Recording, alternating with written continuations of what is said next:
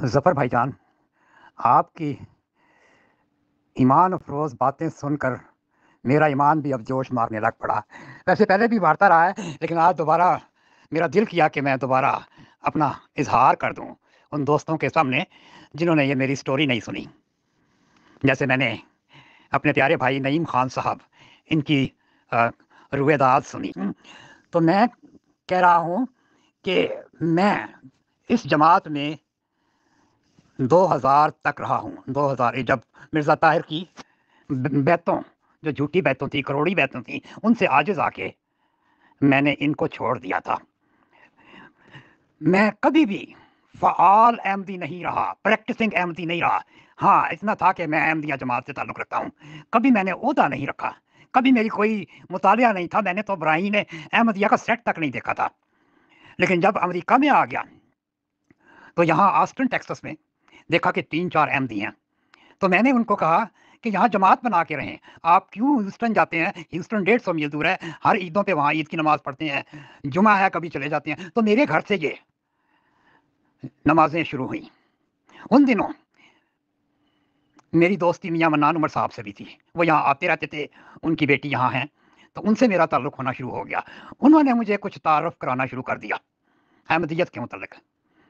अच्छा, जब यहाँ छोटी-सी जमात बन गई, तो इस जमात ने अपना एक प्रेसिडेंट चुन लिया, लजना की प्रेसिडेंट चुन ली। और इन्होंने और यहाँ पर जो इमाम साहब थे, वो सिरालून से आए। उन्होंने इसी तरह जिस तरह आपने वहाँ इमामुस्सलात बन गए थे, ये भी इमामुस्सलात बन गए। तो इन्होंने जब ये मियाँ मन्नान उमर साहब से मिलना शुरू किया, तो उनको पता लगा कि मियाँ साहब तो जमात से निकले हुए हैं, इनके तो बेशुमार पैरोकार हैं। तो हम ये मैं, मेरे साला साहब और मेरे जो भी दूसरे दोनों साला, हम जाया करते थे और इनसे कहा करते थे, मियाँ साहब आप तो खलीफा अव्वल की औलाद हैं। आपके दादा, आपके अब्बाजान वो जमात के खलीफा थे, तो आप वापस क्यों नहीं खिलाफत में आ जाते? तो उन्होंने हमें इनडायरेक्टली कहा कि वो भी तो हमें बुलाएँ ना, हम कैसे जाएँ? लेकिन वो शायद मेरा इम्तिहान ले रहे थे। खैर, मुझ में सिर्फ़ वो खोखला जज़्बा था कि हाँ जी, अहमदियत बड़ी सच्ची है, सच्ची जमात है, मिर्ज़ा ताहिर इस ज़मीन पर खुदा के नुमाइंदे हैं। तो इन्होंने ही प्रपोज़ किया। ये हमारे जो प्रेज़िडेंट थे, शफ़ीकुर रहमान साहब, मैं नाम ले लेता हूँ, उन्होंने एक प्रपोज़ल दी कि चलें जी, मियाँ साहब ने ये फ़रमाया कि अगर वो हमें बुलाएँ, तो हम देखेंगे। तो ये समझे कि शायद मियाँ साहब ने अपनी रज़ामंदी दे दी है कि ये जमात में शामिल हो जाएँगे। अच्छा, अब जो है ना, इनकी ये प्लानिंग कि मिर्ज़ा ताहिर से हम कैसे बात करें, खलीफा साहब से। उनको जाके कौन कहे जी, मियाँ मन्नान उमर साहब तो आना चाहते हैं। अब मियाँ मन्नान उमर साहब ने मुझे ये भी कहा था कि मेरे इनसे ताल्लुकात बड़े प्यारे हैं मिर्ज़ा ताहिर से। वो जब भी मुझे ख़त लिखते हैं, मुझे बतौर खलीफा के, मुझे निहायत ही प्यारे मामू जान करके लिखते हैं। लेकिन क्या इख्तलाफ थे, ये मैं नहीं जानता, क्योंकि मैंने कभी जानने की ज़रूरत कोशिश ही नहीं की। खैर, अब इन्होंने ये तो मियाँ साहब को राज़ी तो कर लिया, लेकिन अब वहाँ उनसे इजाज़त कौन ले? नतीजतन क्या हुआ कि मैंने एक ख़त लिख दिया। उन दिनों यहाँ के अमीर साहब थे, एम.एम. अहमद साहब। एम.एम. अहमद साहब को मैंने इस तरह मियाँ साहब के बारे में बताया कि इस तरह हमारे ये ताल्लुक़ में है, तो हम चाहते हैं कि ये दोबारा जमात में आ जाएँ, तो आप हमें हिदायत दें, हम क्या करें? तो उन्होंने मुझे एक फ़िक्रा अभी भी याद है उनका कि मियाँ मन्नान उमर साहब के बारे में अक्सर वज़ाहत दी जा चुकी है, बल्कि एक जलसा के मौका पर ग़ालिबन वो 1956 के जलसे का ज़िक्र कर रहे थे कि मुस्लिम मऊद ने उनके मुतल्लिक़ वज़ाहत कर दी थी। बहरहाल इन्होंने ना हाँ में जवाब दिया, ना में। हम खामोश हो गए। लेकिन ये इनको बड़ा जोश जज़्बा था। नई जमात बनी थी ऑस्टिन में, और इनका ये था कि अगर मियाँ साहब इस जमात में आ जाते हैं, इनकी औलाद आ जाती है, प्रैक्टिकल अहमदी यानी उसी तरह चंदे वग़ैरह देना शुरू कर देते हैं, तो हमारी बल्ले-बल्ले हो जाएगी। यानी ये अपनी पोज़ीशन को ऊपर बढ़ाने के चक्कर में थे। लेकिन इनमें जुर्रत नहीं थी कि खुद जाके लंदन मिर्ज़ा ताहिर से बात कर सकें। मुझे नहीं पता था, मैं जो शीला अहमदी था, ये मैं आपको बता रहा हूँ, मिर्ज़ा ताहिर की वफ़ात से पहले ग़ालिबन लेट 1990 97 था या 98 था, व्हाटएवर, या उससे पहले। ख़ैर, मैंने इनको कहा जी मैं जाता हूँ। मैं जनाब मैंने ख़त लिखा میں نے اجازت لے لی ان سے، لیکن یہ نہیں بتایا کہ میں کس مقصد کے لیے آنا چاہتا ہوں۔ خیر، میں وہاں گیا ہوں، میری ملاقات ہوئی ہے۔ وہ میری ملاقات مرزا طاہر سے آخری ملاقات تھی۔ اس سے پہلے میں ایک دو دفعہ مل چکا تھا، یعنی جب میں نائجیریا سے آیا کرتا تھا یا لندن جایا کرتا تھا تو مل چکا تھا، لیکن یہ ملاقات میری ہدایت کا موجب بن گئی۔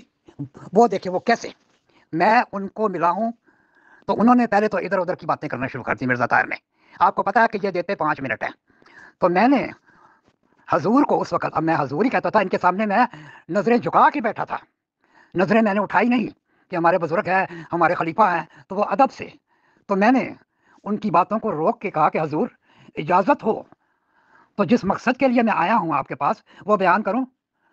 تو انہوں نے کہا ہاں ہاں ضرور ضرور۔ میں نے کہا جی میں میاں منان عمر صاحب کے بارے میں آیا ہوں۔ ابھی میری بات مکمل بھی نہیں ہوئی تھی، میری نظریں اوپر اٹھیں، ان کو جوش آ گیا، انہوں نے، معلوم نہیں یہ الفاظ ایکسٹمپور نکلے یا کیا، میں نے ان کے چہرے پہ رنگت، لال آنکھیں اور زبان ہلکلاہٹ، کہتے ہیں کہ یہ دروازہ، یعنی وہ اپنے خلافتی دروازہ، جو خلافت یعنی کیا کہتے ہیں، دفتر خلافت کا دروازہ، وہ کہتے ہیں کہ وہ دروازہ انہوں نے اپنے ہاتھوں سے وہ کتاب فخر الدین ملتانی کے بیٹے کی لکھ کے بند کر دیا ہے۔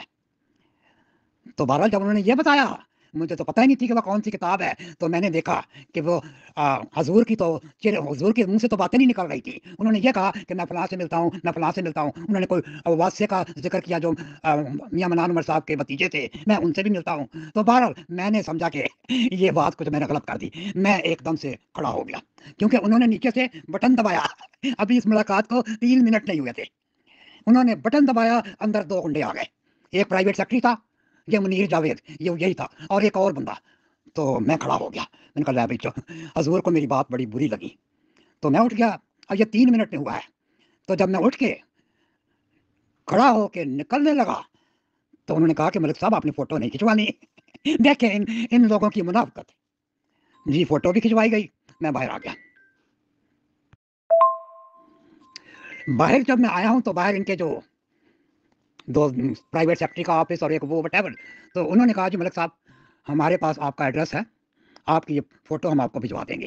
ظاہر وہ اس زمانے میں وہ کیمرے ہوتے تھے، تو ٹھیک ہے میں اس کے بعد وہاں سے نکل آیا، لیکن میں نے مرزا طاہر کا چہرہ لال سرخ، اور انہوں نے بعد میں خط لکھا جس میں یہ خط مجھے وہیں لندن کے اسٹے میں آ گیا تھا کہ آپ نے یہاں آ کر شرارت کی ہے، اگر آنا ہی تھا تو امیر صاحب کی معرفت کیوں نہیں آئے؟ امیر صاحب کی معرفت تو میں نے خط لکھ دیا تھا، انہوں نے جواب دے دیا تھا کہ ان کے بارے میں مسلم معود نے وضاحت کر دی تھی، مجھے کیا پتا کیا وضاحت کی تھی۔